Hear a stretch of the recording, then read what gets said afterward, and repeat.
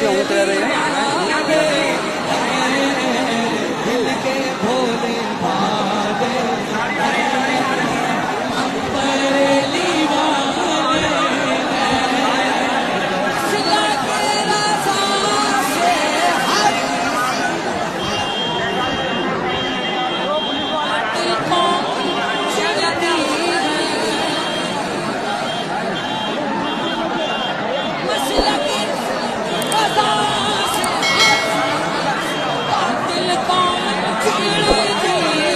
लोग हज करने जाते हैं, जानते हो हज करने जाते हैं लोग, जाते हैं कि नहीं?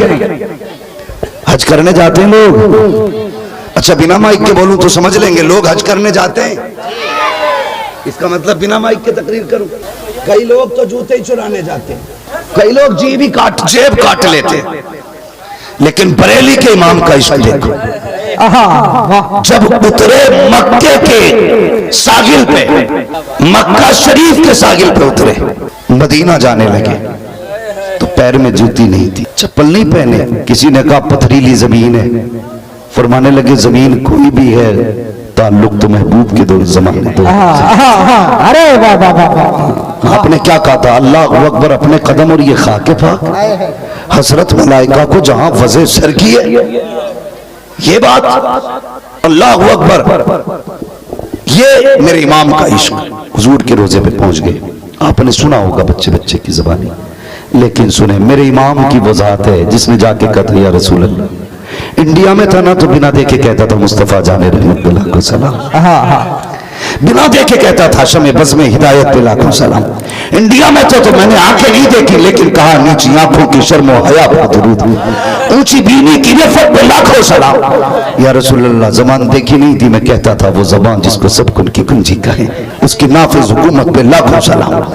या रसूल अल्लाह मैंने आपकी पेशानी नहीं देखी, लेकिन मैं कहता रहा जिसके माथे शफाअत का सेहरा रहा, उस जबीने सआदत पे लाखों सलाम। लेकिन महबूब अहमद रजा बिन देखे नहीं पड़ेगा, आज देख के पड़ेगा। आज आप चेहरा दिखाइए तब मैं पढ़ूंगा। और उसके बाद गिड़गिड़ाए और ये कहा था कोई क्यों पूछे तेरी बात रजा, तुझसे कुत्ते हजार फिरते हैं। जब इतना अपने आप को झुकाया ना तो फिर सारे पर्दे हट गए। जब पर्दे हटे सामने मुस्तफा थे, फिर इमाम अहमद रजा कहते हैं पेशे नजर वो नौबहार, सजदे को दिल है बेकरार, रोकिए सर को रोकिए, हाँ ये इम्तिहान है। और आवाज दे के कहा वो लोगों, नबी को मर के मिट्टी में मिलने वाला कहते हो, अहमद रजा अकीदा दे रहा है तू जिंदा है वल्लाह, तू जिंदा है वल्लाह, तेरे चश्मे आलम से छुप जाने वाह वाह वाह, सुभान अल्लाह सुभान अल्लाह वाह।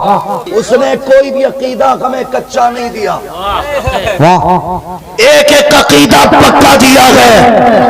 और जिन्हें चिढ़ है आला हजरत से, मैं कहता हूं आला हजरत को छोड़ के अपना ईमान साबित कर अपना ईमान।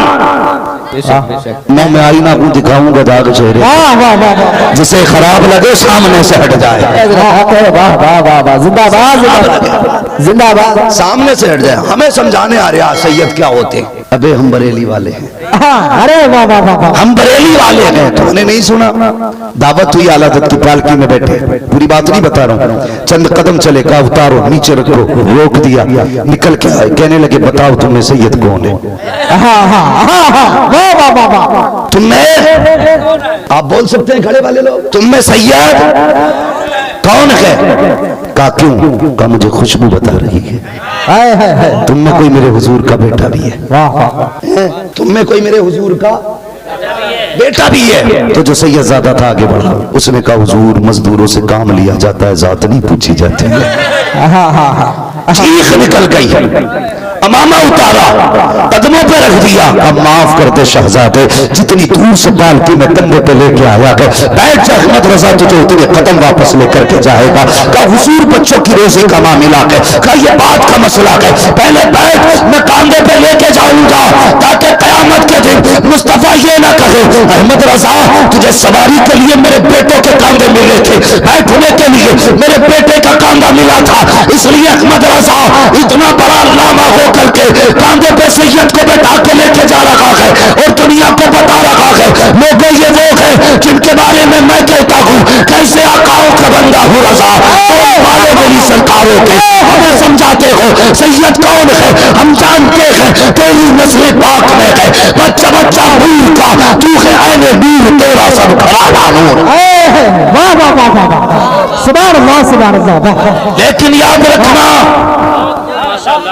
ہم ڈھونگیوں کو سر پہ نہیں رکھیں گے، ہم اصلی نسلی کو سر پہ رکھیں گے۔ واہ واہ واہ واہ، بے شک۔ آ رہا ہے ایک اصلی نسلی بیٹا، ارے واہ واہ واہ واہ واہ، دیکھنا چہرہ، واہ واہ، جب بیٹھے تو اس کا رخ دیکھنا، واہ واہ، گزرے گا تمہارے بیچ سے، تم کہو گے خوشبو بتا رہی ہے کہ جنت کا پھول ہے، چہرہ بتا رہا ہے کہ آل رسول ہے۔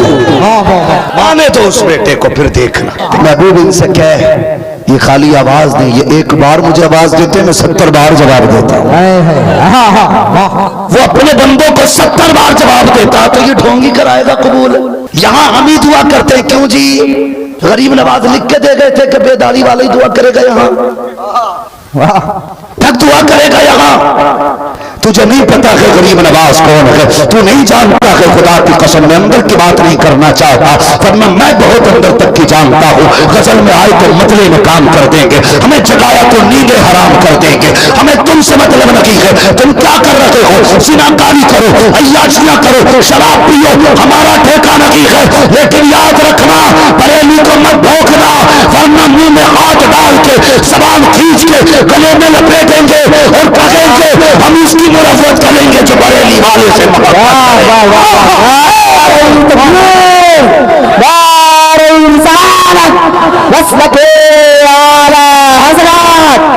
اس کو محبت، اس کو محبت، مفتی عباس صاحب قبلہ۔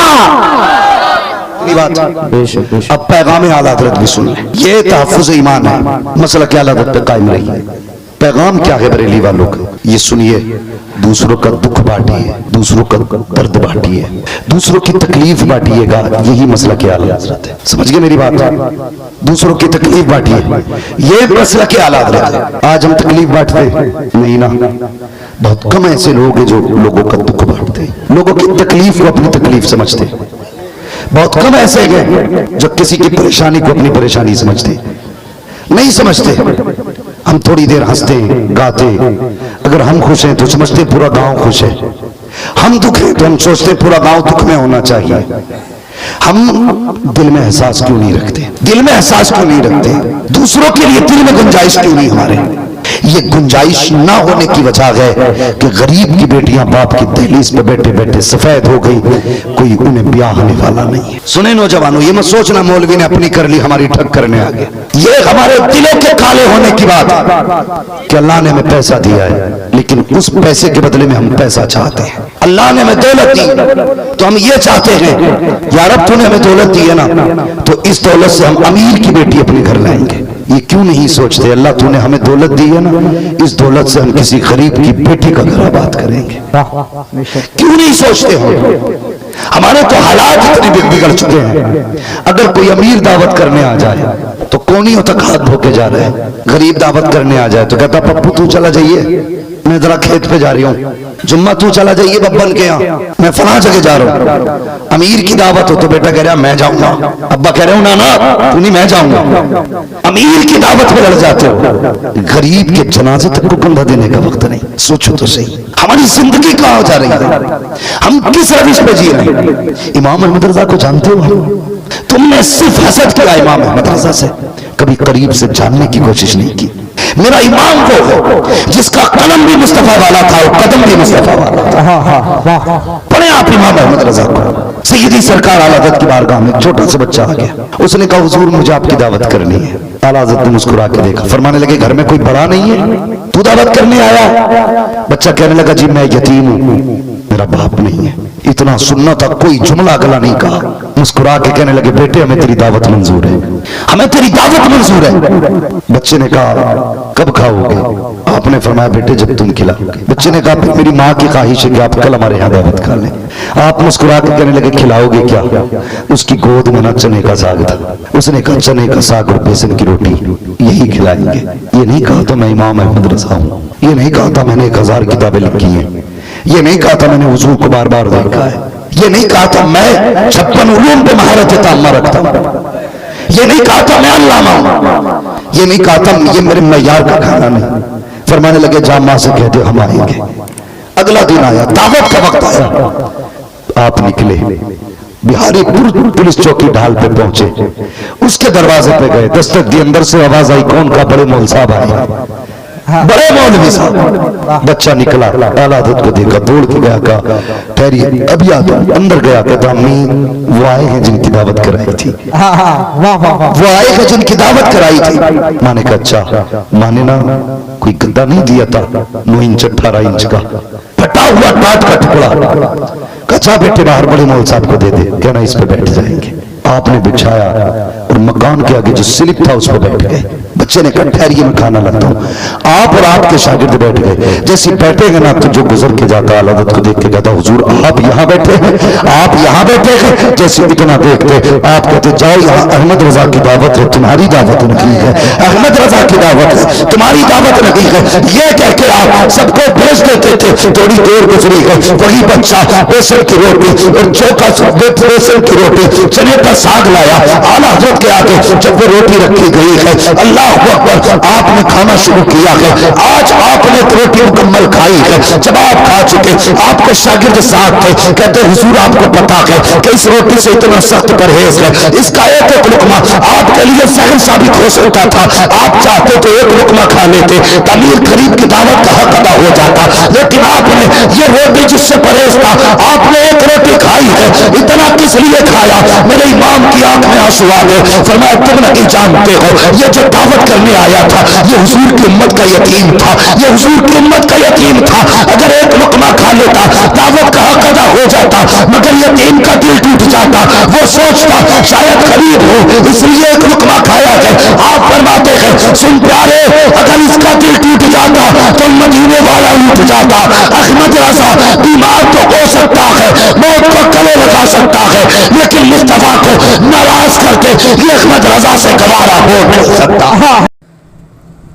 سب سے اولا و اعلی ہمارا نبی صلی اللہ علیہ وسلم، سب سے اولا و اعلی ہمارا نبی، سب سے بالا و والا ہمارا نبی، سب سے اولا و اعلی ہمارا نبی، سب سے بالا و والا ہمارا نبی، اپنے مولا کا پیارا ہمارا نبی، اپنے مولا کا پیارا ہمارا نبی، دونوں عالم کا دولہا ہمارا نبی، دونوں عالم کا دولہا ہمارا نبی، سب سے اولا و اعلی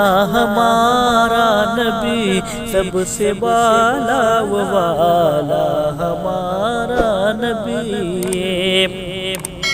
اب عزم آخر کا شمع فروزہ ہوا،